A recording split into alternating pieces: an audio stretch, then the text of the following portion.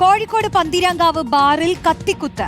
പന്തീരാങ്കാവ് സ്വദേശി ആദർശിനെ സെക്യൂരിറ്റി ജീവനക്കാരനാണ് ആക്രമിച്ചത്.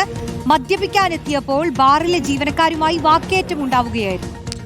ആദർശ് മെഡിക്കൽ കോളേജിൽ ഗുരുതരാവസ്ഥയിലാണ്. അഭിജിത്ത് മുഴക്കുന്ന വിവരങ്ങളുമായി കോഴിക്കോട്ട് നിന്ന് ചേരുന്നുണ്ട്. അഭിജിത്ത്, എന്താണ് സംഭവിച്ചത്? എന്താണ് ഈ തർക്കത്തിന് കാരണം? പോലീസ് പറയുന്നത് എന്താണ്? ഈ പ്രതികൾ പിടിയിലായിട്ടുണ്ടോ? അഭിജിത്ത് മുഴക്കുന്നു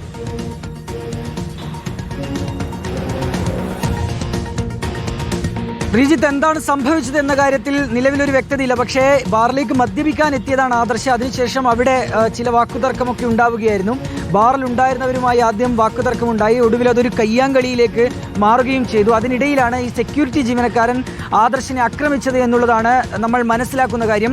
ഗുരുതരമായി തന്നെ ആദർശിന് പരിക്കു പറ്റിയിട്ടുണ്ട്. കത്തി ഉപയോഗിച്ച് ആദർശിന് കുത്തേറ്റു എന്നുള്ളതാണ് പോലീസുമായി സംസാരിക്കുമ്പോൾ മനസ്സിലാക്കാനായി കഴിയുന്ന കാര്യം. ആദർശിന് ഉടൻ തന്നെ കോഴിക്കോട് മെഡിക്കൽ കോളേജ് ആശുപത്രിയിൽ പ്രവേശിപ്പിക്കുകയും ചെയ്തിട്ടുണ്ട്. ഗുരുതരമായ പരിക്കാണ് ആദർശിന് സംഭവിച്ചത് എന്നുള്ളതാണ് ഇപ്പോൾ മനസ്സിലാക്കാനായി കഴിയുന്നത്. പന്തീരങ്കാവ് സ്വദേശിയാണ് ആദർശ്.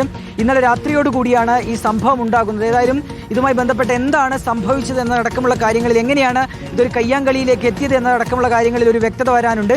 പോലീസ് ഏതായാലും നിലവിൽ ഇപ്പോൾ അന്വേഷണം ആരംഭിച്ചിട്ടുണ്ട്.